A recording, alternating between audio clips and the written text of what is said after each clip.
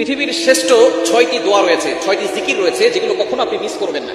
এই 6টি জিকির যদি আপনি করতে পারেন, দুনিয়ার ভিতরে আপনার মতো শান্তি এবং আপনার মতো সাকসেসফুল ম্যান আর কেউ হতে পারবে না। আপনার জীবনে শান্তি আসবে, আপনি সকল বিপদ আপদ থেকে বাঁচতে পারবেন, আল্লাহ তাআলা দুনিয়াতেও শান্তি দিবেন, আখিরাতেও শান্তি পাবেন। এই 6টি শ্রেষ্ঠ দোয়া কখনো মিস করবেন না, সব সময় 6টি আমল করার চেষ্টা করবেন। এই 6টি আমল হচ্ছে সকল আমলের সারাংশ, সকল আমলের সারাংশ। 1 নম্বর হচ্ছে দুরূদ শরীফ পড়া।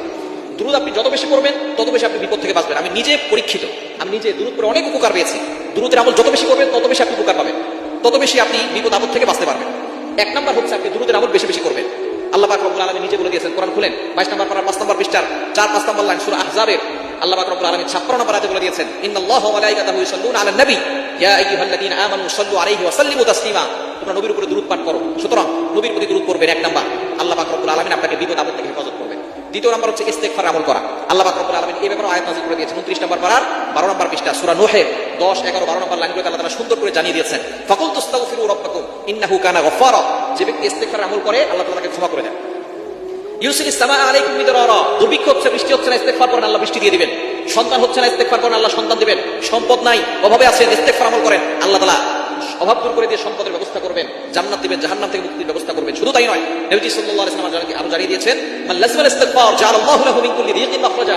যে ব্যক্তি ইস্তেগফারের সাথে 18 মতো লেগে থাকবে, আল্লাহ পাক রব্বুল আলামিন তাকে সকল ধরনের দুর্ঘটনা, অ্যাক্সিডেন্ট থেকে হেফাজত করবেন, দুশ্চিন্তা দূর করবেন, টেনশন দূর করবেন, অভাব দূর করবেন। সুতরাং ইস্তেগফার আমল করবেন 2 নাম্বার। 3 নাম্বার হচ্ছে দোয়া ইউনুস করবেন, লা ইলাহা ইল্লা আনতা সুবহানাকা ইন্নী কুনতু মিনাজ জালিমিন। এটা আমরা সকলেই জানি, সূরা আম্বিয়ার আয়াত। ইউনুস আলাইহিস সালাম যখন কঠিন বিপদে পড়েছিলেন তখন তিনি এই দোয়াটা পড়েছিলেন, আল্লাহ পাক রব্বুল আলামিন তাকে বিপদ থেকে মুক্তির ব্যবস্থা করেছেন। 4 নাম্বার হচ্ছে লা হাওলা ওয়ালা কুওয়াতা ইল্লা বিল্লাহিল আলিয়্যিল আযীম। এটা হচ্ছে জান্নাতের ভান্ডার। জান্নাতের ভান্ডার হচ্ছে লা হাওলা ওয়ালা কুওয়াতা ইল্লা বিল্লাহিল আলিয়্যিল আযীম, জান্নাতের গুপ্তধন। এটা যদি 100 বার করে কেউ দোয়া করে, আল্লাহ তাআলা তার দোয়া কবুল করেন, বিপদ দূর করেন, অভাব দূর করেন, কষ্ট দূর করে দেন, দুশ্চিন্তা দূর করে দেন। 5 নাম্বার হচ্ছে আপনি আল্লাহ তাআলার একটি গুণবাচক নাম ইয়া জাল জালালি ওয়াল ইকরাম, এটা বেশি বেশি করবেন। ইয়া জাল জালালি ওয়াল ইকরাম, আল্লাহ তাআলার গুণবাচক নাম করে দোয়া করলে দোয়া কবুল। আল্লাহ নিজে বলছেন, কোরআন খুলেন, পবিত্র কোরআনুল কারীমের ভিতরে 9 নম্বর পারা 13 নম্বর পৃষ্ঠা 4 নম্বর লাইন সূরা আরাফের 180 নম্বর আয়াতে আল্লাহ বলছেন, ওয়ালিল্লাহিল আসমাউল হুসনা ফাদউহু বিহা। আল্লাহ তাআলার গুণবাচক নাম করে কেউ দোয়া করলে আল্লাহ তাআলা তার দোয়াগুলো কবুল করেন, অ্যাকসেপ্ট করে নেন। সুতরাং ইয়া জাল জালালি ওয়াল ইকরাম আল্লাহ তাআলার একটি গুণবাচক নাম, এটা করে দোয়া করলে আপনার দোয়া কবুল হবে।